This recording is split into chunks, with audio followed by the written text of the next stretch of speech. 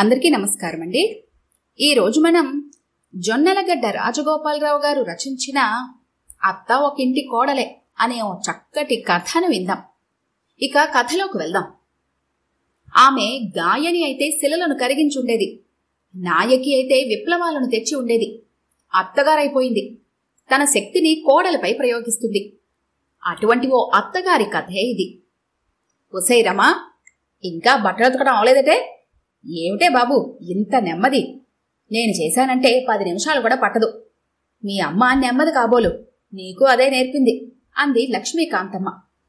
బదులివ్వలేని బండరాతిలో కూడా చలనం సృష్టించి ఆవేశం నింపి ఎదురించే స్థాయికి తీసుకురాగల శక్తిని ఆవిడ సాంప్రదాయాల్లోంచి, చెట్లు భూమిలోంచి సారాన్ని పట్టుకొని పూలు పళ్ళు చేసేటంత సహజంగా గ్రహించుకుంది. గాయని అయితే శిలలను కరిగించుండేది, నాయకి అయితే విప్లవాలను తెచ్చుండేది. అత్తగారే ఊరుకుంది, కోడళ్ల మీద పుంజుకుంది.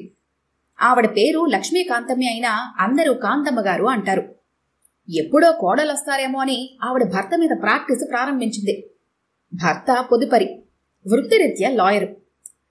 తన వాదనా పటిమన ఆయన కోర్టు కోసం పొదుపు చేసేవాడు. కోర్టులో విషనాగుల బుసలు కొట్టే ఆయన నాలుకను చూసి ప్రత్యర్థులు గడగడ వణికేవారు. ఇంట్లో మాత్రం తల్లి నోట్లో నాలుక లేనివాడని కొడుకును చూసి జాలిపడేది. సాధారణంగా తల్లులకు కొడుకుల అమాయకత్వం పెళ్లయ్యాకే తెలుస్తుంది. కాంతమ్మ అత్తగారి విషయంలోనూ అదే జరిగింది. కోడలు కొడుకును బాధ పెట్టకుండా ఆవిడ జాగ్రత్త పడింది. ఇంటి పనంతా కోడల చేత చేయించేది. అన్ని పనుల్లోనూ వంకలు పెట్టేది. కోడలు పుట్టింటి వారిని ఆడిపోసేది. కోడల్ని పుట్టింటికి తోలేయగలనని బెదిరించేది. కాంతమ్మకు కోపం ఉక్రోషం కలగలుపుగా వచ్చేవి. రాత్రిపూట భర్తకు ఫిర్యాదు చేసుకుంటే ఆయన, చేతనైతే మా అమ్మని ఎదిరించు, నేను జోక్యం చేసుకోను అని హామీ ఇచ్చాడు. కాని అత్త కోడళ్లలో ఒక్కరు మాత్రమే గయ్యాలు కాగలరన్నమాట నిజం. అత్తగారనేవి అనలేని కాంతమ్మ భార్యాభర్తల్లోనూ ఒక్కరే గయ్యాలి కాకపోరు అని ప్రాక్టీసు ప్రారంభించింది. అత్తగారు బ్రతుకున్నంతకాలం ఆ ప్రాక్టీసు రహస్యంగా కొనసాగించింది. అత్తగారి పోయాక తల్లిపోయినందుకు భర్త ప్రతిరోజు కుమిలి కుమిలి ఏడ్చేటంతగా ఆ ప్రాక్టీసు వృద్ధి చెందింది.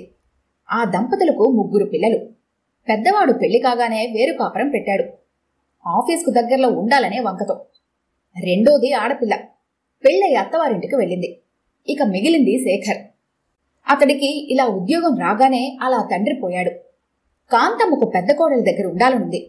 కాని ఒంటరివాడైన శేఖర్కు తల్లి అవసరముంది.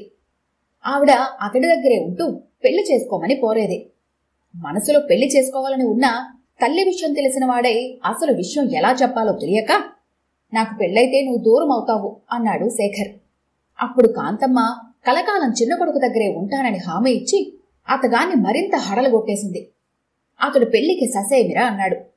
కాని ఆడపిల్లల్ని కన్నచెర వదిలించడానికి మాత్రమే కన్నాము అనుకునే తల్లిదండ్రులు ఊరుకుంటారా? అటు వాళ్ళు ఇటు కన్న తల్లి. శేఖర్ ఒత్తిడికి లొంగాడు. రమను పెళ్లి చేసుకున్నాడు. మాట వరసకు కూడా పెద్ద కొడుకు తల్లిని తన వద్ద వచ్చి ఉండమనలేదు. అయినా చిన్న కొడుకు తల్లి వెళ్ళిపోతుందేమోనని మాట వరసకు భయపడ్డాడు. అప్పుడు కాంతమ్మ, రమ చిన్నపిల్ల, పనులన్నీ దగ్గరుండి నేర్పుతాను, ఓ 2 నెలలు ఇక్కడ, ఓ 2 నెలలు అక్కడ ఉంటాను అంది. అప్పుడు కూతురు తన విషయం గుర్తు చేసింది. మన సంప్రదాయంలో అదే విశేషం. పెళ్ళయ్యాక కొడుకులు తల్లిని వదుల్చుకోవాలి అనుకుంటారు. కూతురు తల్లి కోసం దేవుళ్లాడుతుంది. అపోజిషన్ వాళ్ల ప్రజాసేవలా బాధ్యత లేని భక్తి ఆమెది. కాంతమ్మ కూతురు దగ్గర కొన్నాళ్లుంటానని మాటిచ్చింది. మాటిచ్చినప్పటి నుంచి శేఖర్ రోజులు లెక్క పెట్టుకుంటున్నాడు. 6 నెలలైంది. ఆవిడింకా అక్కడే ఉంది. కోడలిపైన మీ అమ్మ నెమ్మది కాబోలు, నీకు అదే నేర్పింది లాంటి డైలాగులు నిత్యకృత్యంగా వదులుతూ, వియ్యపురాలు నేర్పిన వాటి గురించి బాధపడే కాంతమ్మ కోడలికి నేర్పింది లేదు. ఆవిడ వంటింట్లోకి అడుగే పెట్టదు. అందుకు ఆవిడికి టైమేది?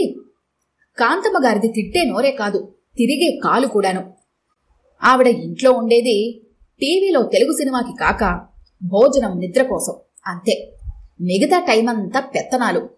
పెత్తనాల్లో ఆవిడ ప్రవర్తన వేరే రకంగా ఉంటుంది. అవతల వారికి ఇష్టలేని వారి మీద చాడీలు చెబుతుంది అంతే.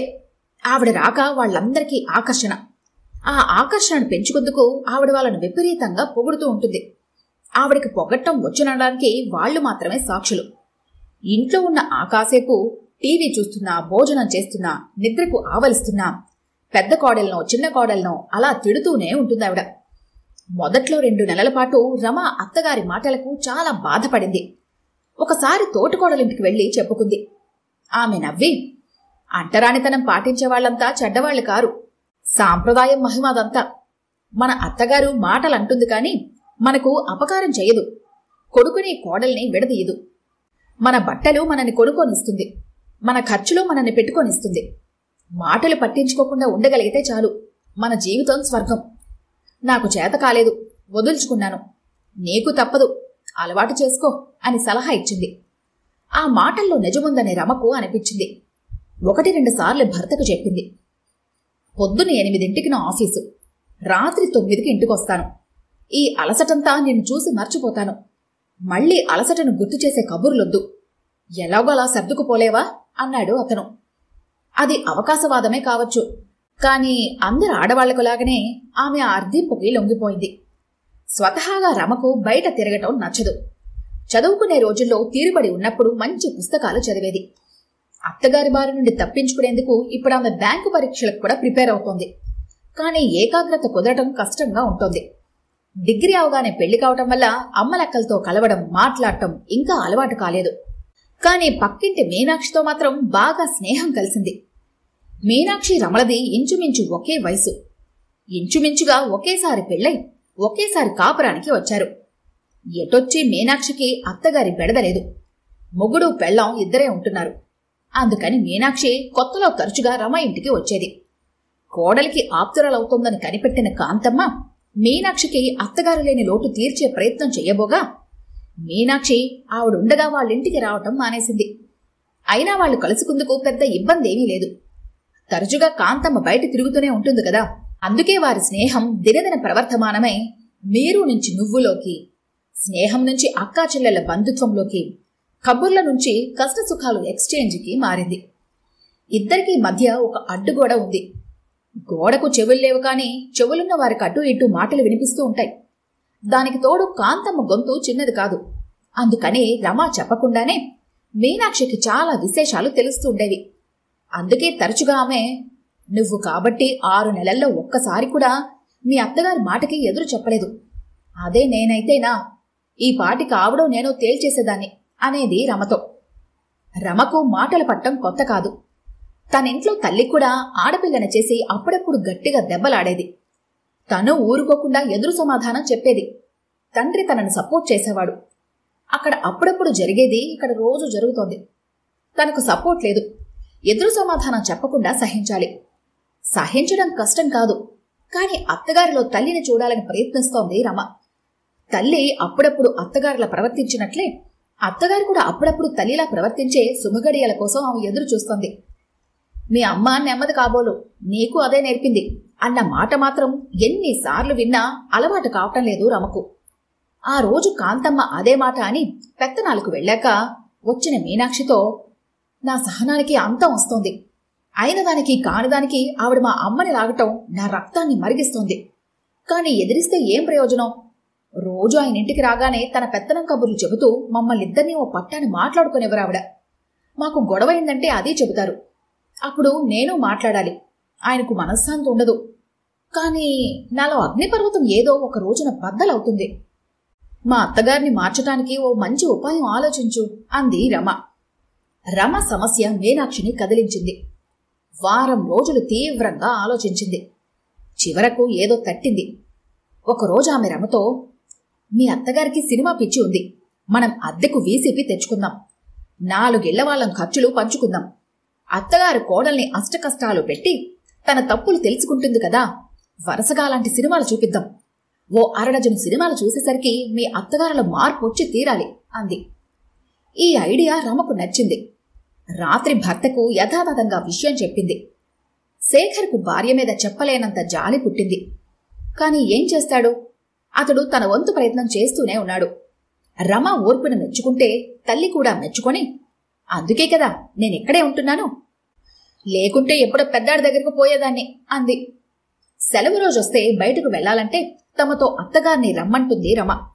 కొడుకు ఆ విషయం చెబితే, నేను దాన్ని కన్న కూతుర్లా చూసుకోవడం వల్ల దానికి నేను కన్నతల్లిలా కనబడుతున్నాను. నన్నొదిలి ఉండలేదు అంది గొప్పగా. సూటిగా చెప్పే మనస్తత్వం కాదు శేఖర్ది.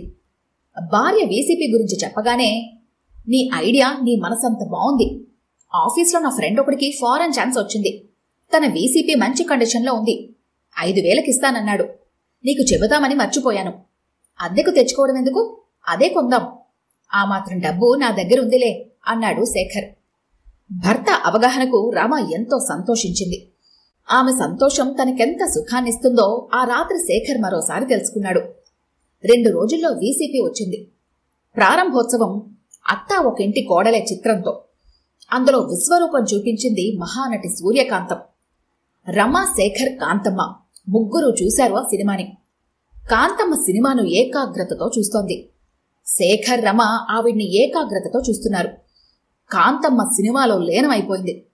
కోడలు కష్టపడుతున్నప్పుడల్లా ఆవిడ వేడి నిట్టూర్పులు విడుస్తోంది.